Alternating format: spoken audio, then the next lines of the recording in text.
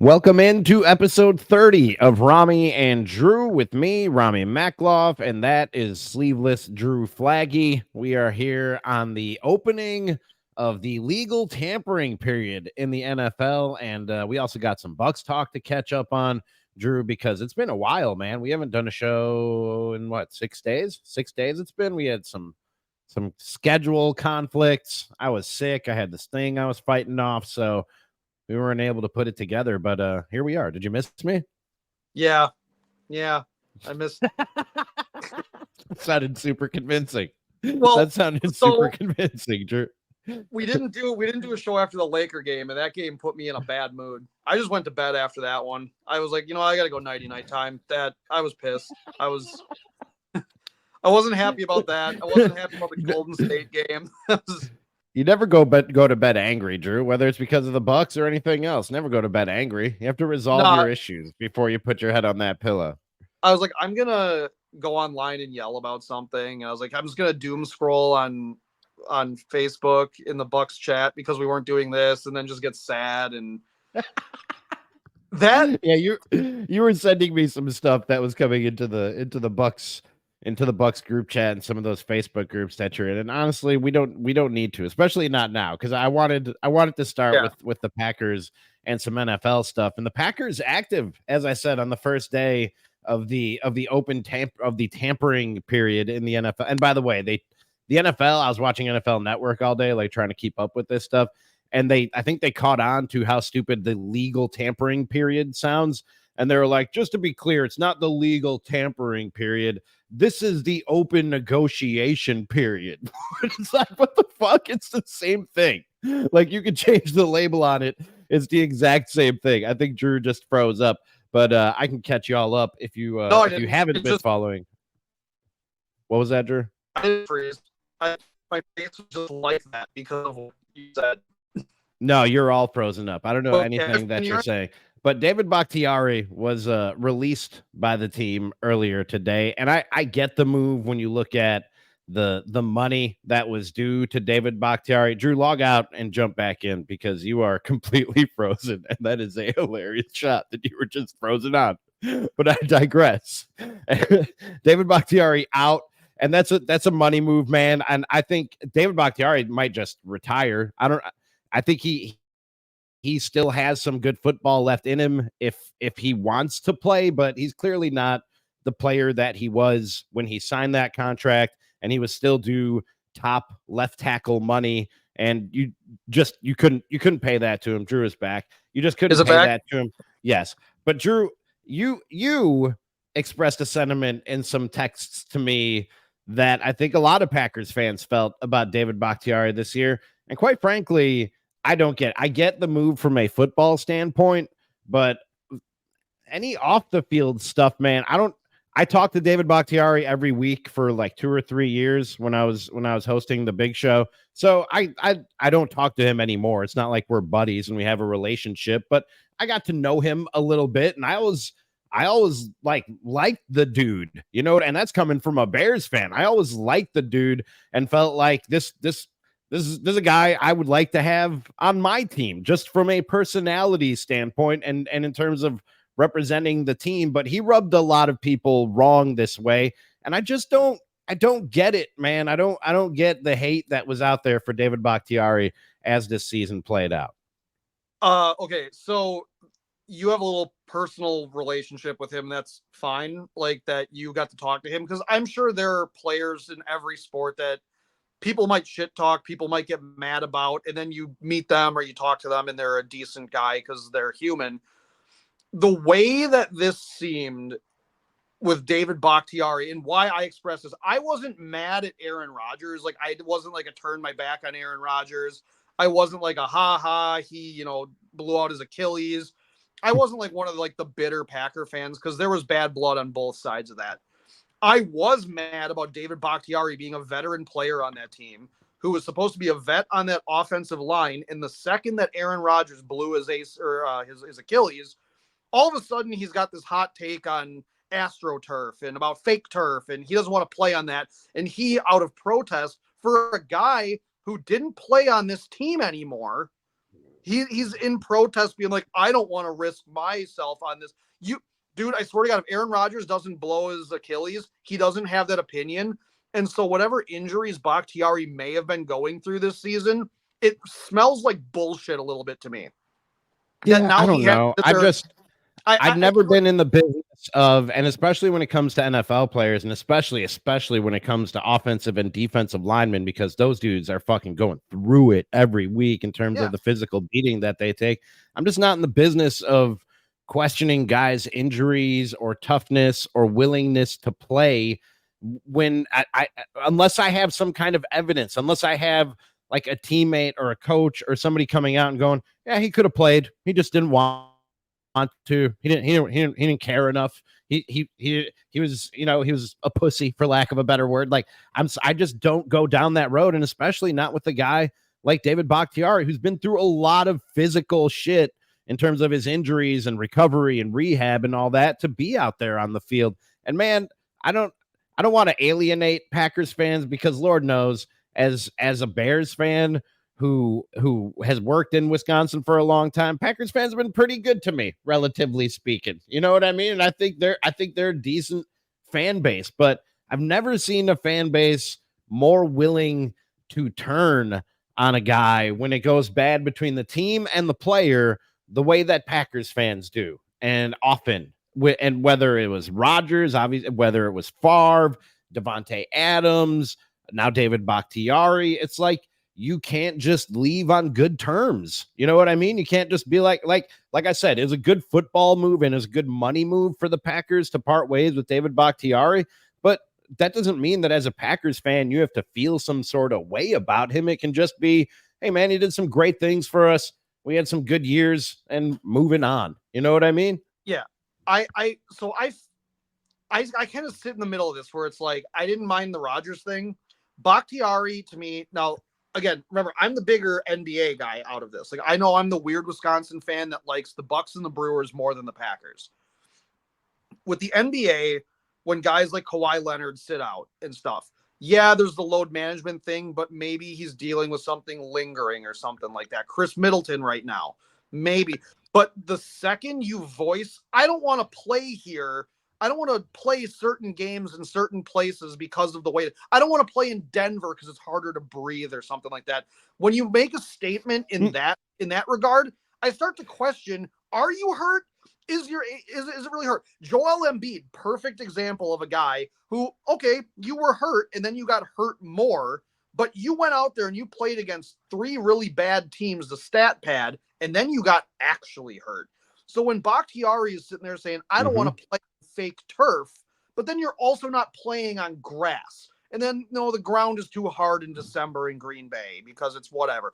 It's like he doesn't want to start playing these games. And yeah, maybe he's I don't know that it was ever confirmed that he didn't want to play because it was fake turf, or if that if that was the case, if it was his personal decision, or if that was sort of something that him and his doctors or team doctors had decided was the best way to go, given his injury history. Those turf injuries are real. Like, and you can just look at the statistics of the way that guys have gotten hurt on turf, and there's no denying it. So so it's just a business decision, man. I don't know why you would take issue with a guy making a business decision and what's best for himself. Drew, real quick, let's get in. I want to get in hot take Jake. I don't want to leave Jake waiting too long. Jake, what's going on, my man? You got to love Wisconsin weather, man, because even on nice days, it can't just actually be nice. It's like, here, let's hit you with 80-mile-per-hour winds, because you just can't have it fully nice. That's not the way we do it. Yeah. It looks nice. It looks nice out Jake. Here. My kids are out on the playground, but I had to walk away because I know I'm going to curse inevitably. Look, I'm with Drew on the whole David Bakhtiari thing. It's not that he made a business decision. It's the way that he went about doing it. It's like having your brother put snarky comments out there because you don't have the balls to do it. And then after Aaron Rodgers was traded, he starts talking in the media last offseason about what Green Bay is going to do and calling them they instead of us. Like, he clearly was butthurt that his little friend got traded away, and that's what was more important to him. So fuck that guy. Glad he's gone. Good riddance. Yeah, I completely agree. In 3 seasons. after they signed him to that deal. Like, that's a horrendous deal, and it hampered Green Bay. So fuck him. He's gone. Later. Peace. Jake, it was a good Yes. choice to move away from the playground, man. That was a They, good call. I couldn't. They signed him. They signed him because Aaron Rodgers' best friend. Like, that's why he got that, and that's why I said to you, that's one of those contracts where you look at it. It's like, if Giannis leaves, are we still paying Thanasis? Fuck no. So it's like, No, but I mean that's not a fair comparison. Jake, I'm gonna let you go, man, because there are kids screaming in the background. But I appreciate you as always, my man. Thank you. Enjoy the nice weather. But that's not why he got paid, dude. He was the best left tackle in the league. That's a premium position. Okay. That's So- one of the most important positions in this league, especially when you have an Aaron Rodgers standing back there to protect. He got paid because he was really good at his job. great. He got paid because he was really good at his job. And if he would have never tweeted a goddamn thing, I think me and Jake would have completely different takes on this. But because he made it known that he doesn't want to play because Aaron Rodgers got hurt, he doesn't want to play. A guy that, if Jordan Love got hurt and he was like, wow, my guy got hurt and this is bullshit, change something. Somebody that plays for a different team in the AFC, it's not even like it's a guy in his. The Jets affect us in no way except for the fact that one of our highest paid players doesn't want to play. Dude, kiss my ass. You're under contract and you're going to play if you can play. So it's just, all I'm going to say is it seems suspect. If he never tweets a thing about the turf and Aaron Rodgers getting hurt, if he would have just been like, I'm hurt, fine. But he made it specifically known after week 1 of Aaron Rodgers getting hurt that it's like, I don't want to play half the games this year because they're going to be indoors on fake turf. He said that, and immediately now every injury that he puts out there now, I'm going to say I'm a little bit suspicious of this. And I don't think that's fair. And I don't think either of us is going to convince the other of whether or not that is fair or whether or not that's an accurate statement. But I've never been in that business or thought that type of way. Like, again, if you give me, and man, even though Aaron Rodgers is playing halfway across the country for a different team in a different conference, we can't just act like there is no connection between Aaron Rodgers and the Packers, or Aaron Rodgers and one of his closest friends on the team. You see a friend suffer the type of injury that Aaron Rodgers suffered, and you have your own history of injuries and lower body injuries and knee injuries. And you look at it and you go, oh man, yeah, that could be me. That hits close to home. And I don't blame a guy, especially a guy who's already put life and limb on the line to go out there every week and has already suffered and fought back through so many injuries as he has, to start questioning him now because of some tweets. Like, so what, man? They were specific tweets though. It's not like he tweeted about goddamn politics. It's not like he's tweeting about the Oscars and I'm like, I don't agree with your take on Oppenheimer. No, it was not about that. He specifically tweeted about working conditions for something else. And it's something that you've known that guys get hurt on these turf injuries all across the league. It's well known. This wasn't something that popped out of nowhere. We're going to have a movie with Will Smith in it called Turf pretty soon, like the concussion movie. Like, we're going to have a movie called Turf.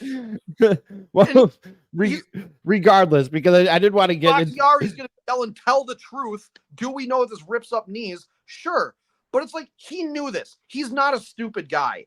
But then he made a conscious decision to, in my opinion, quit on Jordan Love, to quit on Aaron Jones, to quit on AJ Dillon, because those were guys that he's supposed to be protecting now. I don't care that Aaron Rodgers is your best friend. You work for the Packers. You play for the Packers. And if you want to sit here and throw a temper tantrum that somebody on the Jets got hurt, because he's, in my opinion now, just another player in the league. You're on my team. You're going to do your job. And he didn't want to do his job.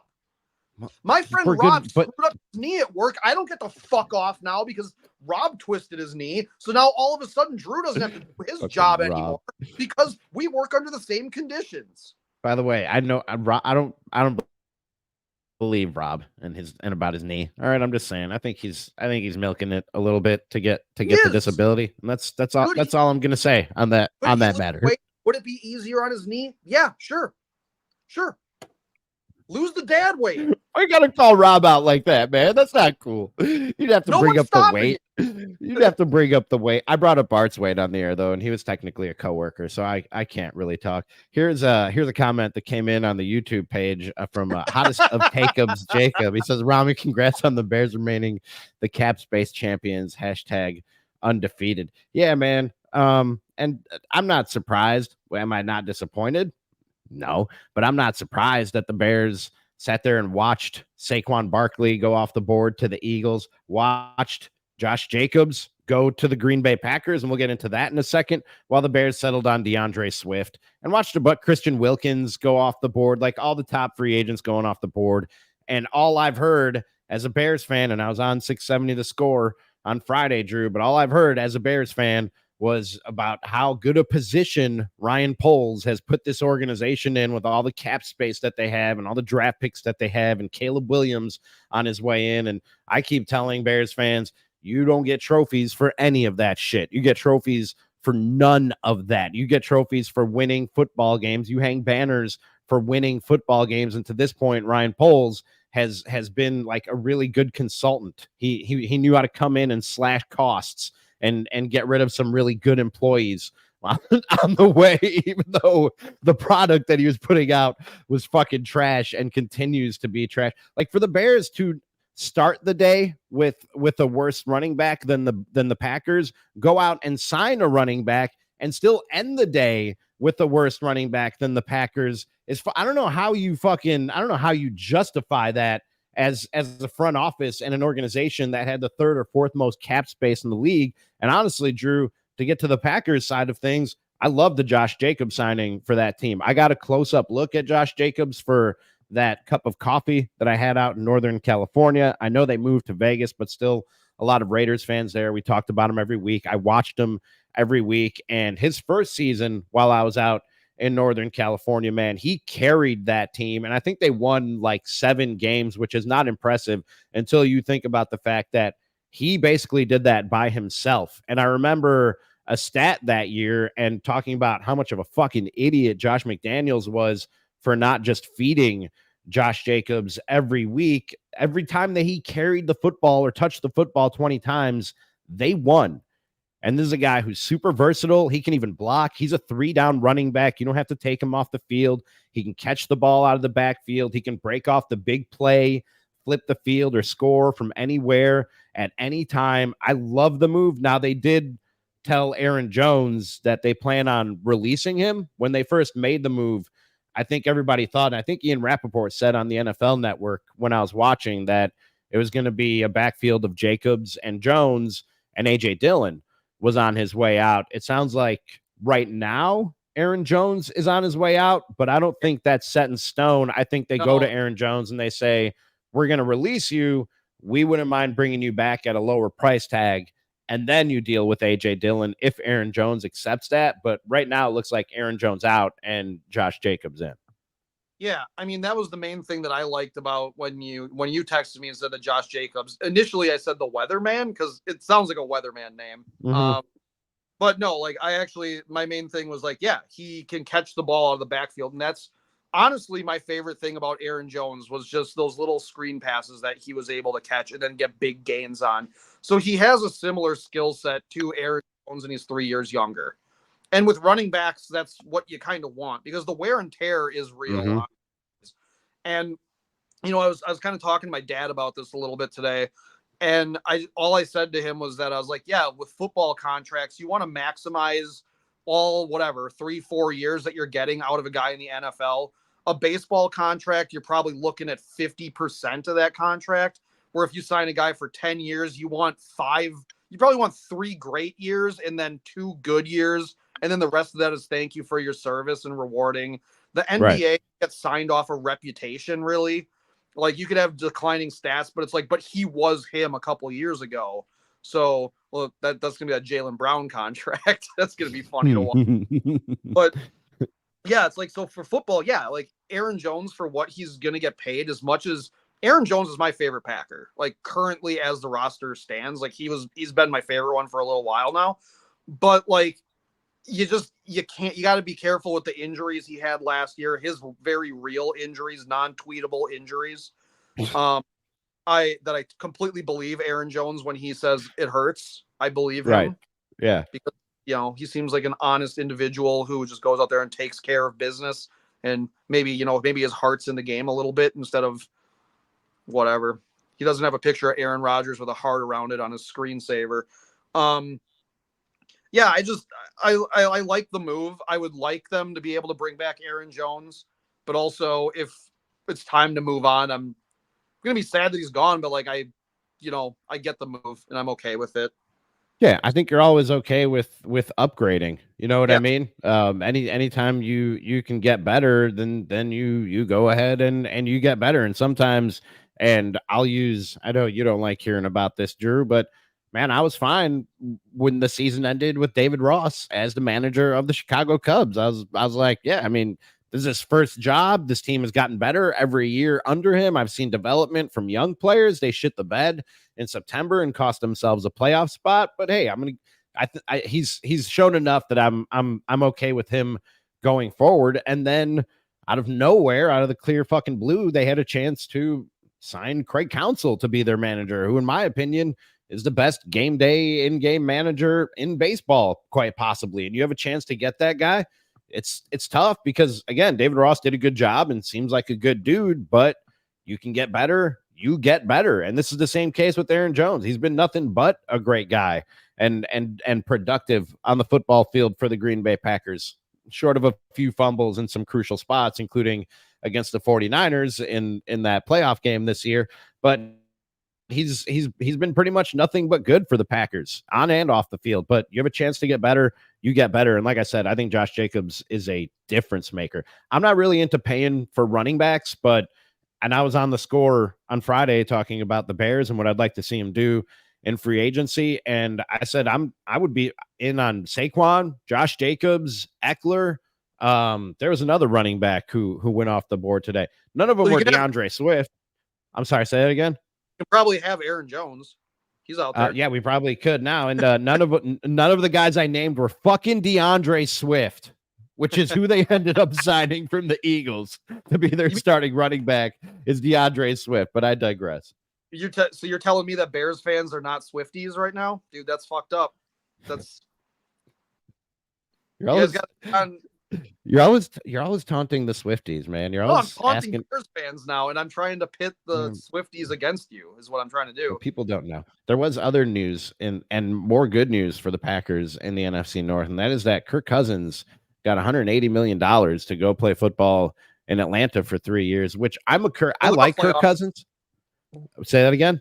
They're a playoff team now. That's just how that. Yeah, works. I think so. And because Kirk Cousins is a good quarterback, and you put pieces around him and give him time, you give him protection, and he'll put up big numbers. Dude, he was on his way to putting up MVP type of numbers before he got hurt last year. I'm not saying he's like a top 5 quarterback. I'm just saying he was on his way to that type of season. I wanted to say one last thing about the Josh Jacobs thing, though. Yeah, sure. Go ahead. The one thing I wanted to say is that, so last year, obviously it was supposed to be a rebuild for the Packers. And with the way that they played, especially closing out the season and the strides that like Jordan Love made and everything, that rebuild window shrunk. Like they're back to playing what's expected in football. So getting Jacobs is going, like I said, 3 years younger than Aaron Jones.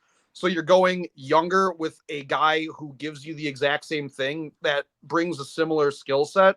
So basically you just solidified a core that's going to be here for a few more years with less risk of injury recurring. Like, there's always the risk of injury, but there's always but you already know that Jones missed enough games with injuries this year. So now you have somebody who didn't have that problem and he's younger. So that you're right. Ability. So I think that this was absolutely a winning move. And had the Packers still been in a situation where maybe we're not ready to be a playoff team yet, I would think maybe they held on to Aaron Jones as a veteran presence and, a locker room guy. But this kind of seemed very similar to like the job changed, like with Adrian Griffin. The job changed. We have to do something now. Mm-hmm. So that's all I wanted to say. No, you're right. No, that's a good point. This you're right that the timeline moved up, and I think there is more urgency and more pressure and more expectations now. And it also fits the timeline of Jordan Love better when you look at the age of Josh Jacobs and the age of Jordan Love and the young receiver core and tight ends that they have.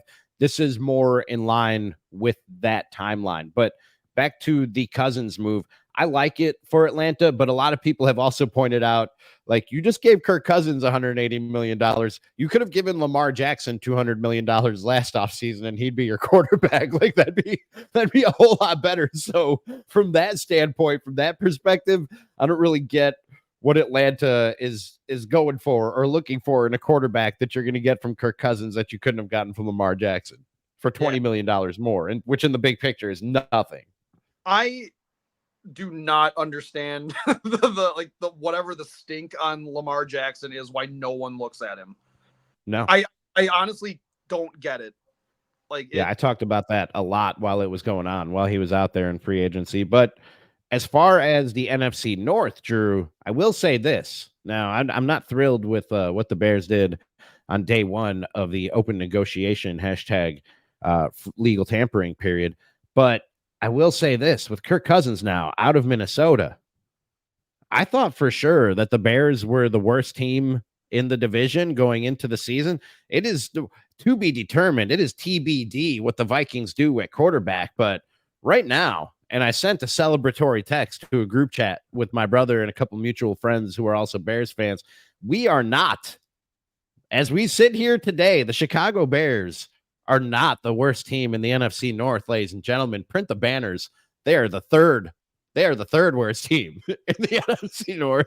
And they are better as we sit here today than the Minnesota Vikings, simply because of what's going on at the quarterback position. Whether it's Fields or Williams, I'll take what the Bears got today over what the Vikings got today at the quarterback position. Yeah, you guys are like definitely the in-season tournament runner-ups right now. That's like, you guys are like Pacers fans, celebrate right now. So, there you go. Hang the Hell yeah, man. We're not the worst team in the division. Third on place, March 11th. I mean,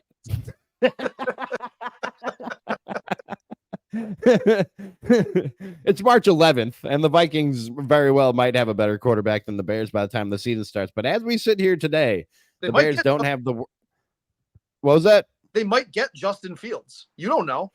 Yeah, I would doubt. Now they might end up being the only bidders or the clear-cut best bidders, but I think short of that happening, I can't see the Bears trading him in division. I think they'll go out of their way to not trade him in division and have to see him 2 times a year. Hey, you got any more of those quarterbacks?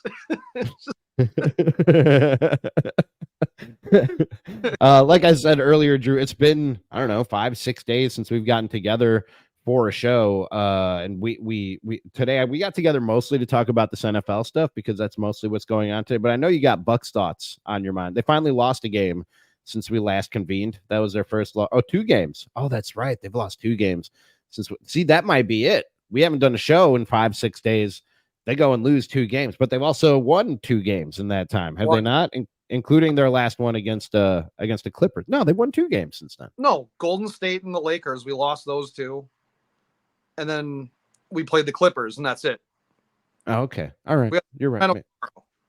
I thought there were 4 games. Whatever. But the 4-game road trip, we haven't played the 4th one yet. Oh, you're right. Yeah, you're right. They got the Kings tomorrow, and I'm going to track down some of my Sacramento friends to join us on the show tomorrow. We're pro Kings. Yeah, we like the beam around here. Sabonis helped me win my parlays, dude. 43.5 points. Dude, I won $200 this weekend. Nice. Well done. Everyone hit Pat Beverly 3-pointer. Who I bet on that. Nailed it. Why would you bet on that? Why I know, but it was spicy. It had the jalapeno next to it. I took it. Hey, 3-pointer. If it has the jalapeno next to it, you got to take it. But Bobby Portis 7.5 rebounds. He got 8. There we go. Like, it was Damian Lillard 23.5 points. He scores 35. There we go. Other than your financial well-being, the biggest takeaway for me, and we talked about how good the defense was coming out of the All-Star break, and that's cooled off a little bit. Like, they're not holding every opponent under 110 points anymore. But the one thing that has been better pretty much night in and night out, except for the game he missed when he was injured, is we're seeing what a lot of people thought the two-man game could be between Giannis and Dame finally start to look like it, and getting 25, 30 points out of both of those guys pretty much night in and night out, working off of each other, opening things up for each other, opening up other teammates. Like, we're really starting to see what that duo could be. So the Lakers game was where it actually really started to look like it was clicking. And there were so many plays in that one where, Giannis and Dame, they would start running the pick and roll. And then all of a sudden, Bobby Portis is backdoor cutting, and he's in the dunker spot under the basket. And it's just one more pass, and you're getting Bobby easy buckets. Pat Connaughton cutting behind. Like, the guys that we all bashed for their bench play and kind of whatever, all were stepping up. Like, Jay Crowder even got a couple layups off of this like pick and roll and everything. He's still not shooting great. But like, that Lakers game was extremely encouraging. And that's actually why I was in a bad mood when we lost it. Because it's like, D'Angelo Russell, 42 fucking points, and he shot 9 of 11 from 3. It turned into a video game? Like, what the hell was that? So that was annoying that they just couldn't stop it. But other than that, the two-man game was great. And then yesterday, it just looked like it was there, like against the Clippers. Yep. Their two-man game was absolutely unstoppable. And of course, the Clippers were missing Kawhi and Paul George, but like, it looked unstoppable when it was the two of them. And then like the last, like that last 3-pointer that Dame hit, where he got double teamed up top, and then Giannis peeled off to the wing and he passed to Giannis, and then they had to pull a defender out of the paint to get up on Giannis, and then Dame just broke around the back and it was a handoff for a 3. That was exactly what, like, I think all of us thought was going to be the kind of going to happen for the Bucks. So that was super encouraging. I'm going to keep saying Damian Lillard is shooting more efficiently. He's more aggressive early on, and he's finding his shot, and he looks like the Damian Lillard that we all expected. It's really encouraging. Yeah. But not to be too happy. I think the arrow keeps pointing up despite a couple of losses in their last 3 games. I think the arrow keeps pointing up with Doc Rivers as the head coach, and seeing developments and improvements, and specifically in areas where we thought we would need to see developments and improvements if this team was going to do anything. The defense is improved, the bench is improved, the two-man game between Giannis and Dame is improved. Like, these are the things that we were constantly and consistently pointing at when this team was performing below expectations, and saying, if they don't fix this, if they don't fix X, Y, and Z, then this thing ain't going nowhere. And Doc has come in and I think sort of had the same checklist in terms of things he needs to get right if this is going to get anywhere. And that's exactly what you want. That's all you wanted from whoever they brought in as the head coach. Well, Damian Lillard said in his post game, I mean, I'm sure everybody's seen it by now, at least the 1-minute clip, where he said that Doc just had Giannis and Dame give the ball back to each other over and over again in different actions, just the two of them, to get comfortable with playing off each other. And it's like, well, it obviously worked last night, and if that is the constant, it's going to be really hard to beat those two. Yeah. It's, I'm still not expecting Damian Lillard to score 30 every single night. It would be nice, but I'm not expecting, but like 25, 26, 27, there's nothing wrong with that. My main thing is I want him taking 20 to 25. We've talked about this all season. I want him taking 20 to 25 shots night in and night out, because he has that many good shots to be taken, and he's good enough that his shots don't always have to be the best shots for him to put them up. You know what I mean? Like, he can take shots that other guys can't, in terms of what the defense is doing against him on a given possession. I like to think that I got a pretty good understanding of how basketball works and what the rules are. I, for the life of me, cannot understand what the fuck a shooting foul is specifically for Damian Lillard. Because of all these parlays and shit that I play, I'm watching other NBA games. Luka is getting and ones left and goddamn right on whatever kind of I love Luka, but like all the horse shit that he pulls out on the court and his bucking his head up and everything like that. Luka is in less of a shooting motion most of the time, and he's getting these calls. And Dame gets fucking hammered. He gets whacked in the head, and they don't call shit on him. And if they That- do, they often say it's before the shot, before the shooting motion. But again, Luka's getting continuation. No, I know. Like, what is this? Like, I also get it from like the referee standpoint where maybe they've been told we don't want Giannis and Dame going to the line 50 times a night. But then here's the thing. Defense has to play defense. If you're not good enough, you're not good enough. The whole thing with Giannis, yeah, it's like, oh, he shoots 12 free throws a game. Well, guess what? He gets tackled like 100 times a game. Yeah, exactly. It's like, stop tackling. Like, well, then he's just going to walk to the basket. Then figure something out. Nick Nurse figured out the wall until that started crumbling.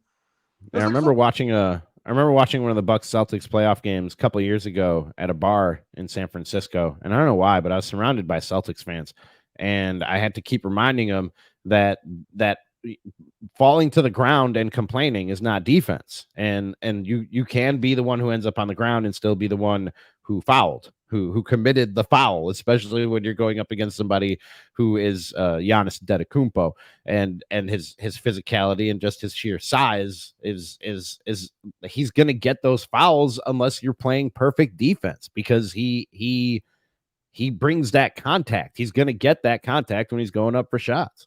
Yeah. Well, and half the time, yeah, he just gets around guys. He's long, and then by the time he extends his arms, they're getting across his chest. Like, they were trying to stay in front of him, but it's whatever. Like, Giannis gets fine calls. Like, I have no issue with the way that Giannis gets refereed, except for the fact that he should be at the line way more. But I don't honestly want to watch a game where Giannis is shooting 1,000 free throws either. Yeah, we'll be there all night. But the amount of times that Damian Lillard just gets absolutely hammered by guys, and it's like, what are we watching here? And then It's like, when he actually got a 4-point play the other night against the Lakers, I almost fell out of my chair. I was like, holy shit, they actually called a shooting foul on it. And it's like, they had to almost have a guy grabbing his jersey the entire time he was coming off his screen and then pulling him down while he was jumping up. And they were like, yeah, I think we can call a whistle on it. We can blow a whistle now. And it was like, that was crazy. But no, it's just nice to see Dame playing that way. Also, for Bucks fans, a nice encouraging thing is the Celtics do not know how to close out close games. So if you keep it close, Jason Tatum had to take the last shot. He's not had to. I had to take my shot at Jason Tatum because we're in the final seconds of this podcast, and I'm willing to take that shot. Unlike Jason Tatum. He doesn't want to take it. And go hard at the basket too. And go hard at the basket with it too. Yeah. Yeah, he goes, hey, Jalen, you're making the most money per year on this team. You should take that shot. You're not closing out the show with just some lame, weak ass turnaround fadeaway. You're going hard in the paint. I'm not pushing off of you right now and then also kicking my leg out to try to also draw an offensive foul. Actually, this was funny. This is my favorite take. I was saving this one for you. You ready for this one? Because this was, since we didn't do this, I was like seeing what do the real fans have to say. You know? Okay, this is a good one. Damian Lillard is not a real point guard. He is a shooting guard masquerading as a point guard. We need a true point guard on this team if we're going to win a championship. I've watched the person who tweeted that or posted that in the Milwaukee Bucks Nation chat slowly descend into madness over and over again. Like, I've watched a man catch schizophrenia in real time. It's really incredible to watch. Do. You send me screenshots of some of the comments in these groups that you're in, and I worry about these people's mental health. I genuinely do. The thing that was crazy is it always used to just be Freeway who would say things that were insane like that. But like, it's now like everybody not Freeway anymore. Freeway is like, he's like with it. Like, he's not out of the line. I don't know if I'd go that far. No, listen, he posts polls that are pretty funny, but like, there's always like a weird caveat where like the sentence made sense until it stopped. Like, it's just, but there are all these things where it's like all these people are like Dame Lillard haters. Like, it's so funny. Or they're like, we need a true point guard. I'm like, you mean like Rajon Rondo was, where he scored like 10 points per game? And it's like, okay. And then you know what we're back at? We're back at the Drew Holiday situation where it's like, well, this guy can't fucking score in the playoffs. It's like, well, you wanted a true point guard. I kind of knew that we'd get to the point where people would be like, you know what we need is a Drew Holiday. Like, as soon as they traded Drew Holiday for Dame Lillard, I knew we'd come full circle back to the point where people are like, we need a Drew Holiday on this team. It's like, you had one, man, and you traded him because it made you better. Like, I love Drew and everything he brings Yeah. to the team. Not you. I don't like you at all. I love Drew Holiday and everything that he brought to the team and everything he brought to the community. But like, you got better. And yeah, it would be nice to have Drew Holiday and Dame Lillard, but you don't. And it's not gonna, you're not gonna get a Drew Holiday or another Drew Holiday. Those days are gone, and you don't necessarily need one to win.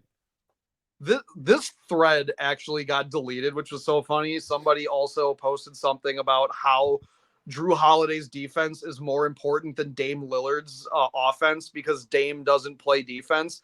And I took the screenshots of how many steals Dame Lillard has this year and how many Drew Holiday has. Dame you has sent like that to me.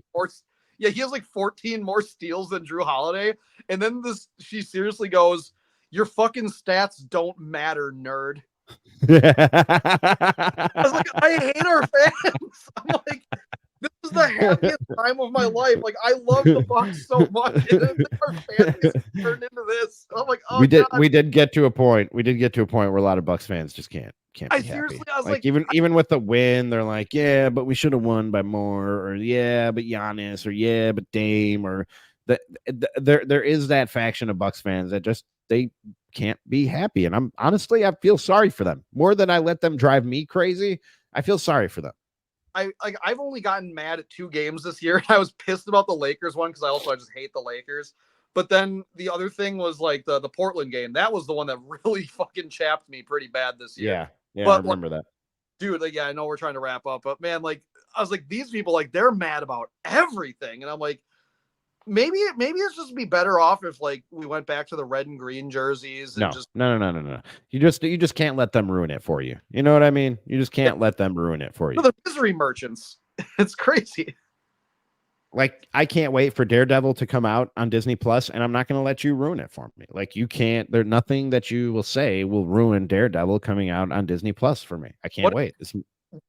What if he just like comes out and just like, because he's blind, Daredevil, just like he's fighting like a ninja, and they have like electric-y swords because they don't use real swords anymore because Disney violence, and then he just slips on a puddle of piss and breaks his neck. You're gonna be like, well, actually, it's pretty great.